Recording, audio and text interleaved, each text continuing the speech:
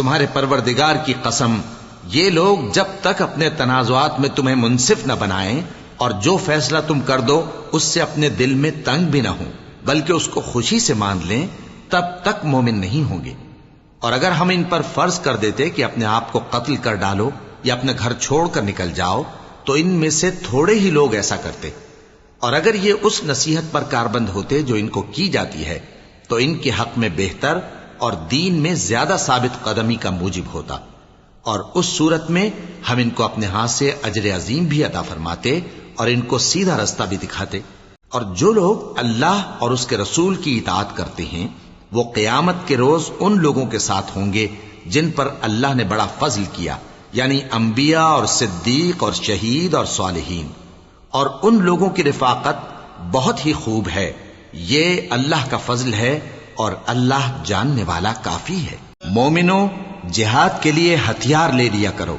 پھر یا تو جماعت جماعت ہو کر نکلا کرو یا سب اکٹھے کوچ کیا کرو۔ اور تم میں کوئی ایسا بھی ہے کہ خواہ مخواہ دیر لگاتا ہے اور پیچھے رہ جاتا ہے،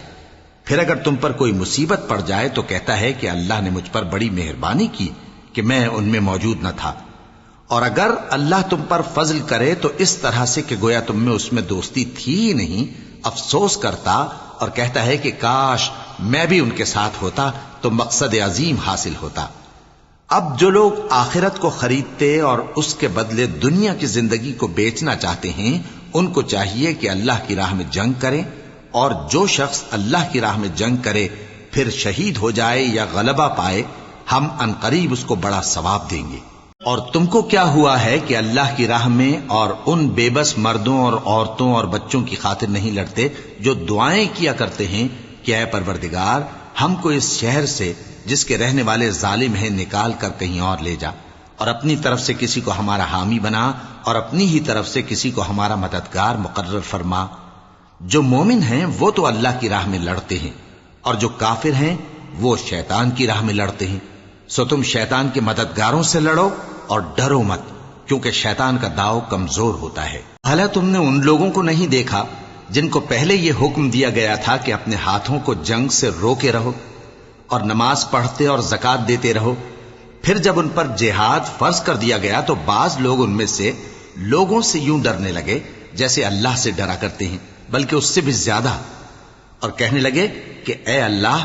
تو نے ہم پر جہاد جلد کیوں فرض کر دیا؟ تھوڑی مدت اور ہمیں کیوں مہلت نہ دی؟ اے پیغمبر ان سے کہہ دو کہ دنیا کا فائدہ بہت تھوڑا ہے اور بہت اچھی چیز تو پرہیزگار کے لیے نجات آخرت ہے، اور تم پر دھاگے برابر بھی ظلم نہیں کیا جائے گا۔ اے جہاد سے ڈرنے والو، تم کہیں رہو، موت تو تمہیں آ کر رہے گی، خواہ مضبوط قلعوں میں رہو۔ اور ان لوگوں کو اگر کوئی فائدہ پہنچتا ہے تو کہتے ہیں یہ اللہ کی طرف سے ہے، اور اگر کوئی مصیبت پہنچتی ہے تو اے پیغمبر تم سے کہتے ہیں کہ یہ آپ کی وجہ سے ہمیں پہنچی ہے۔ کہہ دو کہ رنج و راحت سب اللہ ہی کی طرف سے ہے۔ ان لوگوں کو کیا ہو گیا ہے کہ بات بھی نہیں سمجھ سکتے؟